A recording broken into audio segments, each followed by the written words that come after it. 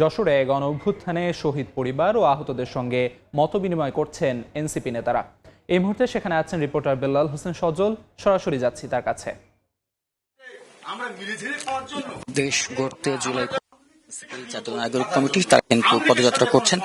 তারই অংশ হিসেবে 11তম দেখেছি যশোরের অভিজাতিক হোটেলেই এখানকার যশোরের যারা জুলাইতে আহতরা রয়েছেন এবং জুলাই শহীদ পরিবারগুলো রয়েছে সেই পরিবারদের সঙ্গে কথা বলছেন জাতীয় নাগরিক পার্টির নেতাকর্মীরা। এখানে আমরা দেখতে পাচ্ছি হাসনাত আব্দুল্লাহ এছাড়া অন্যান্য যে নেতৃবৃন্দ রয়েছেন তারা কিন্তু কথা বলছেন এবং আমরা পাশাপাশি দেখছি যারা এখানে শহীদ পরিবার রয়েছে সেই পরিবারের যারা সদস্য রয়েছেন তারা কিন্তু তাদের যে দাবিগুলো সেগুলো কিন্তু জানাচ্ছেন এবং তারা যেটি বলছেন নির্বাচনের আগে কিন্তু যে জুলাই সনদপত্র সেটি ঘোষণা করতে হবে, পাশাপাশি যে আহতদের পুনর্বাসন চিকিৎসা সহ নানা দাবি কিন্তু তারা তুলে ধরেছেন এবং সেই কথাগুলো কিন্তু আমরা দেখছি মনোযোগ দিয়ে যারা কেন্দ্রীয় নেতারা রয়েছে এনসিপি তারা কিন্তু শুনছেন। এর পরবর্তীতে কিন্তু পরবর্তী যে কর্মসূচি সেটি কিন্তু আজ দুপুরে রেল রোডে নামাজের পরে কিন্তু পদযাত্রা রয়েছে এবং বিকেল 11:30 এখানে যে এনসিপি নেতা কর্মীরা রয়েছেন তারা এখানে এসেছেন এবং সেখান থেকে প্রায় আধা ঘন্টার বেশি অতিবাহিত হয়েছে। এখন পর্যন্ত কিন্তু তারা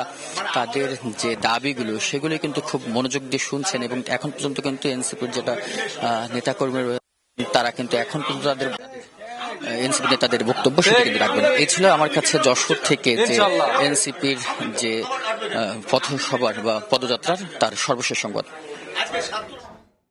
সরাসরি যুক্ত ছিলাম যশোরে।